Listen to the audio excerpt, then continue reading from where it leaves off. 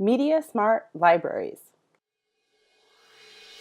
Media Smart Libraries is putting on a workshop called Navigating Our Digital Lives in School and Beyond.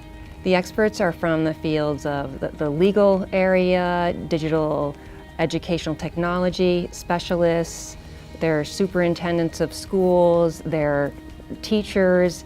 The purpose of the event is to talk about security, safety, digital citizenship, and bring the community together to help better support our children's learning in a digital age. We're going to organize the event in the format of an unconference. And an unconference is where the participants drive the discussion sessions, the participants ask the questions, and nobody is a facilitator, everybody learns from each other. When people come in to register for our event, they are going to indicate topics that they might be interested in learning about, and they also, the flip side, they can indicate topics that they would be interested in sharing their expertise on. Sort of behind the scenes, people will be organizing the participants' topics and then creating broader groups, and when we have our breakout sessions, people will be able to go to the table of the topic of their choice and have a conversation with others about this. It sparks a conversation, and we are big believers in not having this conversation as a one-time event where you check off a box and say, well, now I know what it means to be a good digital citizen. To be a digital citizen just means that you behave online using technology the same way that you feel you should behave in person with people. That you're being a good citizen and you're being ethical and moral in all of your actions, whether they're in person or online.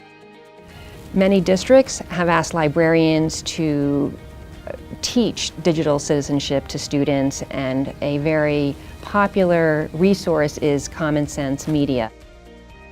So we decided to adopt Common Sense Media in order to deliver that curriculum. It fit the needs of our district. Our librarians led the work. Our teachers became certified. As an elementary school teacher, I think it is our responsibility and our duty to teach digital citizenship. It is our responsibility because parents don't know what they don't know. We often see more than they'll see at home as a parent. When I educate them and they go home and say, guess what I learned? Most oftentimes we have a trickle effect that is hopefully helping lots of us. Our library media specialists worked to create a digital citizenship curriculum which every high school student needs to complete. Our librarians also presented our parents with a website that they could use that taught them how to be safe online and how to parent in the digital age. So although technologies have the potential to truly transform education, we do have to consider the impact that privacy and safety plays in this process. Teachers and parents do need to understand what the terms of services are and what different vulnerabilities may be present with the new technologies. I would say that right now there's growing concern, and we're going to see some action on the federal level with the introduction of a couple of bills in Congress. We as parents, we have to get involved. I look at education, technology, and all those pieces as being where our students are as a slinky effect, right? And so the students are here, right, in a part of the slinky. And I think this generation of teachers and education is kind of pulling up and trying to connect to where they're at and what connects with them.